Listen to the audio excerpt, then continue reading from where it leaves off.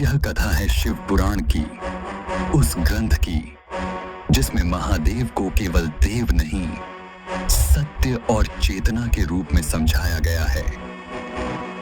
शिव पुराण कहता है, शिव न जन्म लेते हैं, न मृत्यु को प्राप्त होते हैं। वे स्वयं में पूर्ण, अनादि और अनंत हैं। आज के इस पहले अध्याय में हम जानेंगे शिव पुराण क्यों रचा गया, इसका उद्देश्य क्या है और यह मनुष्य को क्या सिखाता है। अध्याय का संदर्भ, शास्त्रीय पृष्ठभूमि। शिव पुराण के अनुसार यह संवाद ऋषि मुनियों और सूत जी महाराज के बीच होता है। ऋषि पूछते हैं, हे सूत जी, कलयुग में ऐसा कौन सा पुराण है जिसके श्रवण मात्र से मनुष्य को मोक्ष की दिशा मिले। तब सूत जी कहते हैं, शिव पुराण ही वह ग्रंथ है जो भक्ति, ज्ञान और वैराग्य तीनों को एक साथ प्रदान करता है। शिव का स्वरूप, मुख्य विषय। शिव पुराण में कहा गया है, महादेव किसी एक रूप तक सीमित नहीं हैं। वे सृष्टि से पहले भी थे, सृष्टि के समय भी हैं और सृष्टि के बाद भी रहेंगे। शिव को यहाँ निर्गुण और सगुण दोनों रूपों में बताया गया है। जहाँ शब्द समाप्त हो जाते हैं, वहीं शिव का अनुभव आरंभ होता है।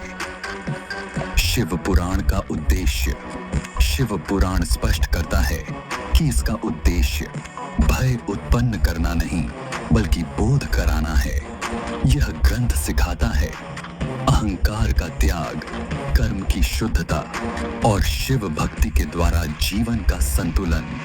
यह कहा गया है कि जो मनुष्य श्रद्धा से शिव पुराण का श्रवण करता है, उसके पाप नष्ट होते हैं और बुद्धि शुद्ध होती है।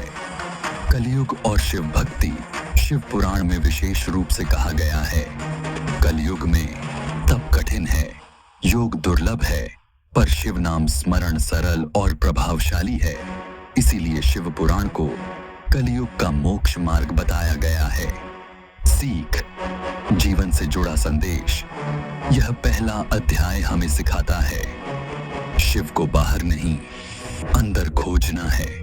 भक्ति दिखावे से नहीं, भाव से होती है और जीवन में स्थिरता शिव तत्व को समझने से आती है। समापन। शिव पुराण का यह पहला अध्याय हमें यह बोध कराता है कि शिव दूर नहीं है, वे वही हैं जहां अहंकार समाप्त होता है। अगर यह कथा आपके मन को स्पर्श करे, तो अगले अध्याय में हम शिव और शक्ति के रहस्य को जानेंगे।